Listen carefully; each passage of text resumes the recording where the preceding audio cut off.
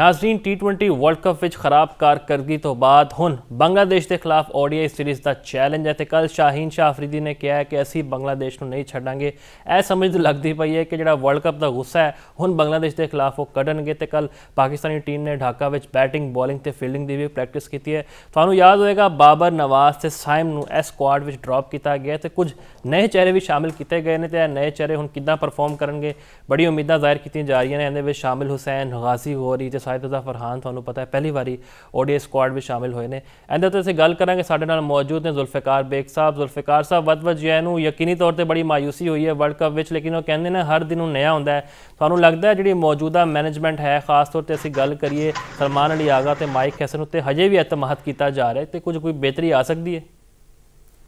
ਦੇਖੋ ਜੀ, ਬੜਾ ਵੱਡਾ ਇਵੈਂਟ ਸੀ ਜਿਸ ਅੰਦਾਜ਼ ਨਾਲ ਇੰਡੀਆ ਗਿਆ ਸੀ ਉਸਨੇ ਅੰਦਰ ਉਹ ਮੈਂਟਲੀ ਤੌਰ ਪ੍ਰਿਪੇਅਰ ਕੀਤਾ ਸੀ ਉਹਨਾਂ ਨੇ ਕਿ ਜਿੱਤਣ ਵਾਸਤੇ ਖੇਡ ਰਹੇ ਨੇ ਤੇ ਆਲ ਆਊਟ ਗਏ ਨੇ ਹਰ ਸ਼ੋਬੇ। ਸਾਨੂੰ ਜਿਹੜਾ ਵੀ ਦੁਸ਼ਮਣ ਵੀ ਹੈ ਸਾਡਾ ਤੇ ਉਹਦੀ ਤਾਰੀਫ ਕਰਨੀ ਚਾਹੀਏ। ਬਿਲਕੁਲ ਪ੍ਰੋਫੈਸ਼ਨਲ ਅੰਦਾਜ਼ ਉਹਨਾਂ ਨੇ ਅਪਣਾਇਆ। ਜਿੱਥੇ ਦਾ ਪਾਕਿਸਤਾਨ ਦਾ ਤਾਲੁਕ ਹੈ ਇਹ ਪਾਕਿਸਤਾਨ ਕ੍ਰਿਕਟ ਬੋਰਡ ਦੀ ਮੈਨੇਜਮੈਂਟ ਤੇ ਮੈਨੂੰ ਬੜੀ ਹੈਰਾਨਗੀ ਹੁੰਦੀ ਹੈ ਕਿ ਇੱਕ ਬੰਦਾ ਵਰਲਡ ਕੱਪ ਵਿੱਚ ਪਰਫਾਰਮ ਨਹੀਂ ਕਰ ਰਿਹਾ ਫਿਰ ਤੁਸੀਂ ਕਪਤਾਨ ਬਣਾ ਕੇ ਭੇਜ ਰਹੇ ਹੋ ਔਰ ਉਸ ਤੇ ਉੱਤੇ ਬੋਝ ਪਾ ਰਹੇ ਹੋ ਤੋਂ ਬੜੇ ਬੜੇ ਦਾਅਵੇ ਕਰ ਰਹੇ ਹੋ। ਉਸਦੀ ਗੇਂਦ ਇੱਕ ਫਾਸਟ ਬਾਲਰ ਦੀ ਜਿਹੜੀ ਏਜ ਹੈ ਉਹ ਕੰਪੈਰੀਟਿਵਲੀ ਇਤਨੀ ਜ਼ਿਆਦਾ ਨਹੀਂ ਹੁੰਦੀ ਜਿਸ ਹਿਸਾਬ ਨਾਲ ਉਹ ਖੇਡਿਆ ਤੇ ਸਿਫਾਰਿਸ਼ ਔਰ ਪਰਚੀ ਦੀ ਬੁਨਿਆਦ ਤੇ ਉਸਨੂੰ ਕਪਤਾਨ ਬਣਾ ਦਿੱਤਾ ਜਾਂਦਾ ਹੈ ਕਿਉਂਕਿ ਪਾਕਿਸਤਾਨ ਦੇ ਅੰਦਰ ਇਹ ਕਲਚਰ ਆਮ ਹੈ ਮੈਰਿਟ ਨੂੰ ਡਿਸਕਰੇਜ ਕੀਤਾ ਜਾਣਾ ਔਰ ਸਿਫਾਰਿਸ਼ ਨੂੰ ਜਿਹੜਾ ਇਨਕਰੇਜ ਕੀਤਾ ਜਾਣਾ। ਤੇ ਸ਼ਾਹੀਨ ਸ਼ਾਹ ਅਫਰੀਦੀ ਜਿਸ ਤਰ੍ਹਾਂ ਦੇ ਦਾਅਵੇ ਕਰ ਰਿਹਾ ਬੰਗਲਾਦੇਸ਼ ਤੋਂ ਡੈਫੀਨਿਟਲੀ ਹੋਮ ਕ੍ਰਿਕਟ ਦਾ ਬੜਾ ਐਡਵਾਂਟੇਜ ਹੋਗਾ ਔਰ ਜਿਹੜਾ ਉੱਥੇ ਉਹਨਾਂ ਦੇ ਆਪਣੇ ਗਰਾਊਂਡ ਨੇ ਉੱਥੇ ਉਹਨਾਂ ਦੀ ਪ੍ਰੈਕਟਿਸ ਬਹੁਤ ਅੱਛੀ ਹੈ, ਉਹਨਾਂ ਦੀ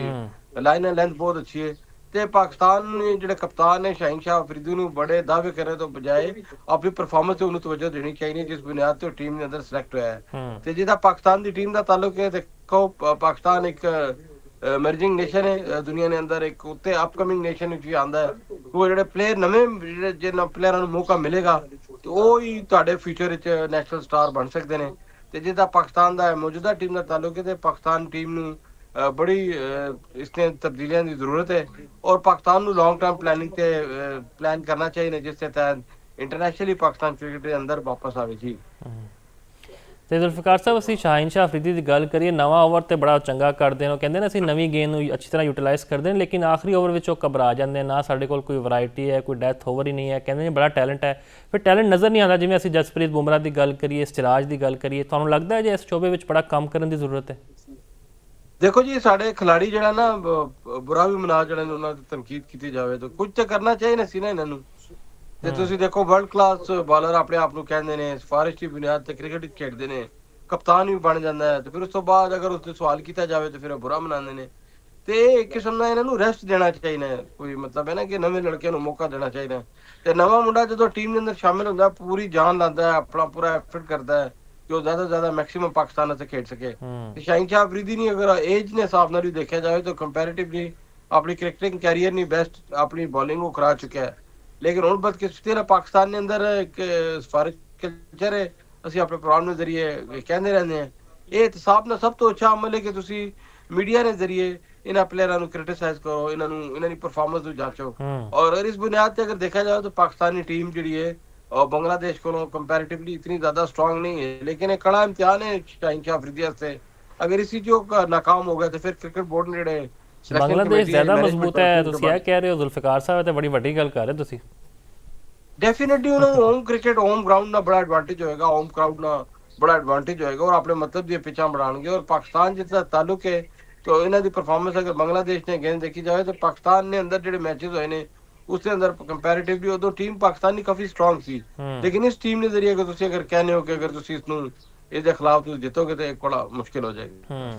ਅੱਛਾ ਵਰਲਡ ਕੱਪ ਦੀ ਟੀਮ 11 ਵਿੱਚ ਤੇ ਸਾਇਦ ਫਰਹਾਨ ਵੀ ਸ਼ਾਮਿਲ ਨੇ ਮਾਸ਼ਾਅੱਲਾ ਜਿਸ ਅੰਦਾਜ਼ ਨਾਲ ਪਰਫਾਰਮੈਂਸ ਦੇ ਰਹੇ ਨੇ ਤੇ ਲੱਗਦਾ ਹੈ ਕਿ ਉਹਨਾਂ ਨੂੰ ਵੇਖ ਕੇ ਕਿ ਡੋਮੈਸਟਿਕ ਖੇਡ ਕੇ ਆਏ ਨੇ ਉਹਨਾਂ ਦੀ ਪਰਫਾਰਮੈਂਸਿਸ ਵੀ ਚੰਗੀ ਨੇ ਟੈਕਨੀਕਲੀ ਸੋਲਿਡ ਨੇ ਲੇਕਿਨ ਅਸੀਂ ਜੇ ਦੀਗਰ ਖਿਡਾਰੀਆਂ ਦੀ ਗੱਲ ਕਰੀਏ ਉਹਨਾਂ ਦਾ ਇੰਟਰਸਟ ਜ਼ਿਆਦਾ ਲੀਗਾਂ ਵਿੱਚ ਨਜ਼ਰ ਆਉਂਦਾ ਡੋਮੈਸਟਿਕ ਨਹੀਂ ਖੇਡਦੇ ਤੇ ਤੁਹਾਨੂੰ ਲੱਗਦਾ ਕਿ ਮੈਨੇਜਮੈਂਟ ਉੱਤੇ ਵੀ ਹੈ ਇੱਕ ਰਿਸਪੌਂਸਿਬਿਲਿਟੀ ਹੈ ਕਿ ਉਹਨਾਂ ਨੂੰ ਪਾਬੰਦ ਬਣਾਉਣ ਕਿ ਲਾਜ਼ਮੀ ਤੁਸੀਂ ਸਾਲ ਵਿੱਚ ਜਿੰਨੇ ਵੀ ਡੋਮੈਸਟਿਕ ਇਵੈਂਟਸ ਆ ਉਹ ਖੇਡਣ?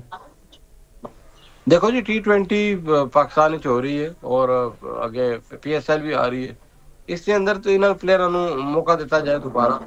क्योंकि डिफरेंट स्पॉन्सर्ड मैचेस भी खेलते हैं उन्होंने अंदर अच्छी खासी अर्निंग होती है इन्होंने तो जुर्माना भी किया गया क्रिकेट बोर्ड की तरफों ਮੈਂ ਹਮੇਸ਼ਾ ਨਵੇਂ ਟੈਲੈਂਟ ਨੂੰ ਹਮਾਇਤ ਕਰਨਾ, ਨਵੇਂ ਟੈਲੈਂਟ ਨੂੰ ਸਪੋਰਟ ਕਰਨਾ, ਨਵੇਂ ਟੈਲੈਂਟ ਨੂੰ ਹਮੇਸ਼ਾ ਉਦੋਂ ਬੈਕਅਪ ਕਰਨਾ। ਮੈਂ ਚਾਹਨਾ ਕਿ ਪਾਕਿਸਤਾਨ ਸਿਲੈਕਸ਼ਨ ਕਮੇਟੀ ਜਿਹੜੀ ਕ੍ਰਿਕਟ ਬੋਰਡ ਦੀ, ਉਹਨਾਂ ਨਵੇਂ ਖਿਡਾਰੀ ਨੂੰ ਮੌਕਾ ਦੇਣਾ ਚਾਹੀਦਾ ਤਾਂ ਕਿ ਉਹ ਅੱਛਾ ਖੇਡ ਸਕਣ ਪਾਕਿਸਤਾਨ ਵਾਸਤੇ। ਇਹ ਜਿਹੜੇ ਪਲੇਅਰ ਆਪਣੇ ਆਪ ਨੂੰ ਸੁਪਰਸਟਾਰ ਬਣਾ ਲੈਂਦੇ ਨੇ ਖੁਦ ਸਾਖਤਾ ਕਿ ਅਸੀਂ ਹੁਣ ਸਾਡੇ ਬਗੈਰ ਟੀਮ ਨਹੀਂ ਚਲੇਗੀ, ਐਸੀ ਕੋਈ ਗੱਲ ਨਹੀਂ। ਪਾਕਿਸਤਾਨ ਰਹੇਗਾ, ਪਾਕਿਸਤਾਨ ਵਿੱਚ ਕ੍ਰਿਕਟ ਰਹੇਗੀ, ਪਾਕਿਸਤਾਨ ਵਿੱਚ ਕ੍ਰਿਕਟ ਦਾ ਮੁਸਤਕਬਲ ਹਮੇਸ਼ਾ ਰੋਸ਼ਨ ਰਹੇਗਾ। ਲੇਕਿਨ ਇਹਨਾਂ ਦਾ ਕੋਈ ਫਿਊਚਰ ਨਹੀਂ ਹੈ ਪਾਕਿਸਤਾਨ ਦੇ ਅੰਦਰ, ਕਿਉਂਕਿ ਪ੍ਰੋਫੈਸ਼ਨਲ ਖਿਲਾੜੀ ਜਦੋਂ ਕੋਈ ਗਲਤੀ ਕਰਦਾ ਹੈ ਜਾਂ ਕੋਈ ਮਿਸਟੇਕ ਕਰਦਾ ਹੈ, ਉਹਦੇ ਪਿੱਛੇ ਬਹੁਤ ਸਾਰੇ ਮੁਹਰਕਾਤ ਹੁੰਦੇ ਨੇ। ग्रुपिंग देख लो टीम ने अंदर, सियासत देख लो टीम ने अंदर, प्लेयर पॉलिटिक्स देख लो, और पाकिस्तान क्रिकेट बोर्ड ने जी मैनेजमेंट है उसनू देख लो। सारिया चीज़ा नाकामी ना जरा ना बायस बन गया ने जी।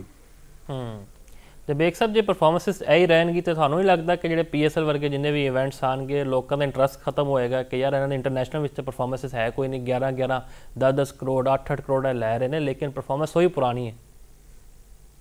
देखो जी जी सिलेक्शन होंगी है ना खिलाड़ियों की, प्राइवेट क्रिकेट है PSL जी है, पाकिस्तान सुपर लीग दुनिया की पॉपुलर लीग है।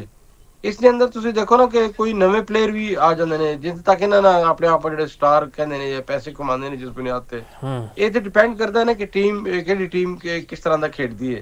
और इसके अंदर तुहानू पता बेस्ट जड़ियां अवेलेबल स्लॉट्स होंदियां ने उन्होंने बायर ने खरीदे ने, उस बुनियाद तो खेलते हैं। अगर वो सिलेक्ट अगर वो परफॉर्म नहीं कर सके तो डेफिनेटली नेक्स्ट बिडिंग शामिल नहीं होने लगे। ये क्रिकेटर की अपनी मर्जी कि किस लैवल का खेलते हैं, किस तरीके लोग खेलना चाहते हैं अगे, और के उन्हों का एम है मुस्तकबिल ने अंदर क्रिकेट के अंदर जी।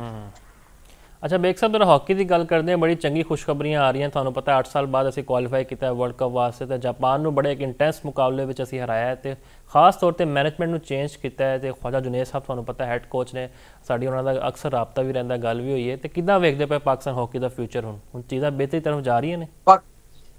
पाकिस्तान का हाकी का फ्यूचर बड़ा ब्राइट है। पाकिस्तान हाकी फेडरेशन जो मौजूदा प्रेसिडेंट ने मोइनुद्दीन वानी और एक प्रोफेशनल बैरोक्रेट ने जिस अंदाज नाल चीज़ां ने उन्होंने कमेटियां बनाई ने, मैनेजमेंट कमेटीज और डिफरेंट कमेटियां फॉर्मुलेट कीते ने, स्पॉन्सर्स लेके आए ने। एक बड़ी मल्टीनेशनल कंपनी है जी पाकिस्तान हॉकी टीम ਨੂੰ स्पॉन्सर करेगी। स्पॉन्सर ही बेबुनियादी वजह है क्योंकि पाकिस्तान के अंदर जी जितनी भी स्पोर्ट्स है या हाकी स्पेशली इसके पीछे गुरबत खेडदी है। गुरबत की वजह नाल खिलाड़ी वैल ऑफ नहीं होंगे जिस बुनियाद पर इन्हों उस तरह की फैसिलिटीज़ नहीं मिलनी। और हुकूमत पाकिस्तान का यह फर्ज बनता है कि इन्होंने ज़्यादा से ज़्यादा फैसिलिटेट किया जाए क्योंकि हुकूमती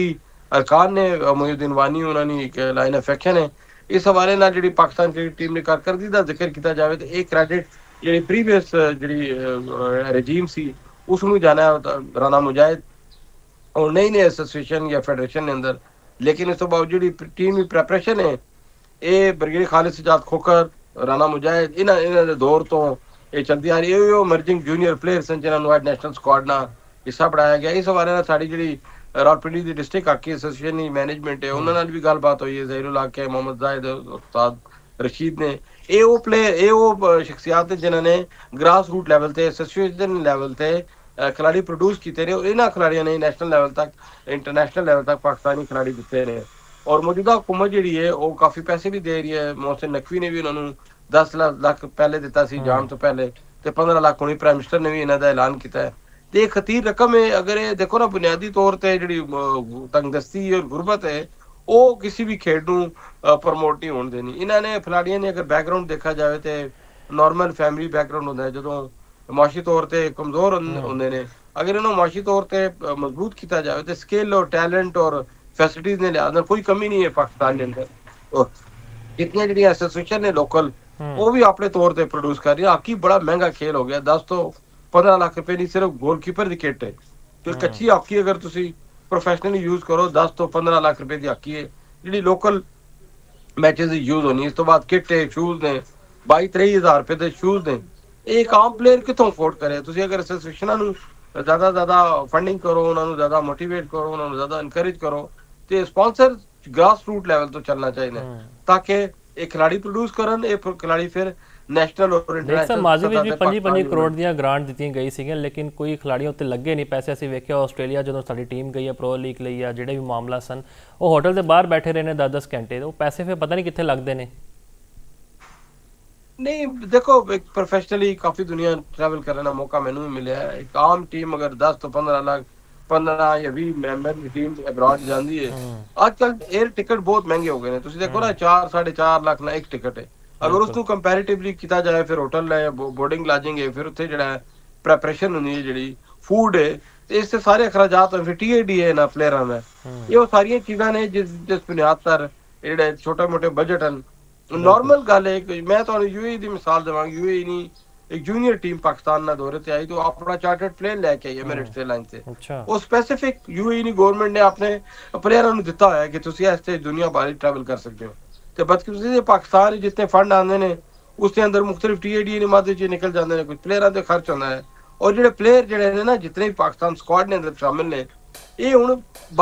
अच्छे इदारे च रोजगार भी इन्हों का है कोई नेशनल बैंक तो खेल रहा है कोई वापडा तो खेल रहा है बेरोजगारी नहीं है इन्हों की लेकिन जी टीम ने अखराजात ने इंटरनेशनली वो भी वध गए ने मैच फीस है फिर इंटरनेशनल जिहड़ियां टूर्नामेंट पार्टिसिपेट करते हो तुसी एटलीस्ट पाकिस्तान 10 तो 15 इंटरनेशनल टूर्नामेंट खेलने चाहिए अगर वो पॉसिबिलिटी नहीं है अगर तुम समझो कि इसमें बड़ा पैसा खर्च होता है 8 करोड़ 10 करोड़ 20 करोड़ 5 करोड़ ये नॉर्मल अमाउंट है मेरी नज़र यानी कि पाकिस्तान के अंदर अगर तुसी हॉकी ਨੂੰ ਪ੍ਰਮੋਟ ਕਰਨਾ ਚਾਹੁੰਦੇ ਹੋ ਤੇ ਪਾਕਿਸਤਾਨ ਨੂੰ ਚਾਹੀਦਾ ਹੈ ਜਿਹੜੀ ਮੌਜੂਦਾ ਮੈਨੇਜਮੈਂਟ ਹੈ ਇਹ ਜੂਨੀਅਰ ਲੈਵਲ ਦੇ ਟੂਰਨਾਮੈਂਟ ਜ਼ਿਆਦਾ ਆਰਗੇਨਾਈਜ਼ ਕਰਨ ਅੰਡਰ 19 ਅੰਡਰ 16 ਇਹ ਜੂਨੀਅਰ ਇੰਟਰਨੈਸ਼ਨਲ ਟੂਰਨਾਮੈਂਟ ਪਾਕਿਸਤਾਨ ਦੇ ਅੰਦਰ ਆਰਗੇਨਾਈਜ਼ ਕਰਨ ਬਾਹਰੋਂ ਟੀਮਾਂ ਪਾਕਿਸਤਾਨ ਲੈ ਕੇ ਆਉਣ ਜਿਸ ਵਿੱਚ ਬੱਚੇ ਸਾਡੇ ਖੇਡਣ ਤੇ ਇਹਨਾਂ ਦਾ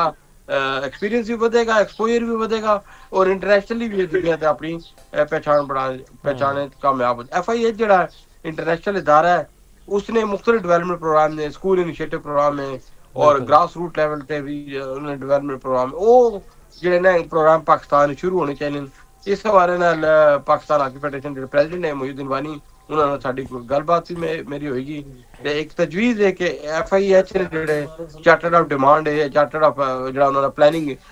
ਡਿਵੀਜ਼ਨ ਹੈ ਉਸ ਦੇ ਵਿੱਚ ਜਿਹੜਾ ਨਾ ਜ਼ਿਆਦਾ ਜੂਨੀਅਰ ਟੂਰਨਾਮੈਂਟ ਨੂੰ ਅੰਗੇਜ ਕੀਤਾ ਜਾਵੇ ਔਰ ਪਾਕਿਸਤਾਨੀ ਜਿਹੜੇ ਪਲੇਅਰ ਨੇ ਪਾਕਿਸਤਾਨੀ ਜਿਹੜੇ ਯੰਗਸਟਰ ਨੂੰ ਉਹਨਾਂ ਨੂੰ ਜ਼ਿਆਦਾ ਟੂਰਨਾਮੈਂਟ ਵਿੱਚ ਸ਼ਿਰਕਤ ਦੇ ਮੌਕੇ ਦਿੱਤੇ ਜਾਵਣ और पाकिस्तान के अंदर इंटरनेशनल जी है जूनियर हॉकी लीग्स कराई जावन जिस जरिए इमर्जिंग प्लेयर को अगे लिया जा सके जी बिल्कुल जी साड़ी भी दुआ है कि पाकिस्तान हॉकी तरक्की करते रहे जिवें असीं क्रिकेट की गल करते हैं तुहानूं पता हुण शायकीन का इंटरस्ट हॉकी में ज़्यादा डिवेलप हो रहा है जदों दी है मैनेजमेंट तब्दील की गई है खिलाड़ियों ने भी बूस्ट लभ्या ते हुकूमत वक्त की भी जिम्मेदारी है कि फेडरेशन के नाल मुकम्मल तौर पर ताउन करे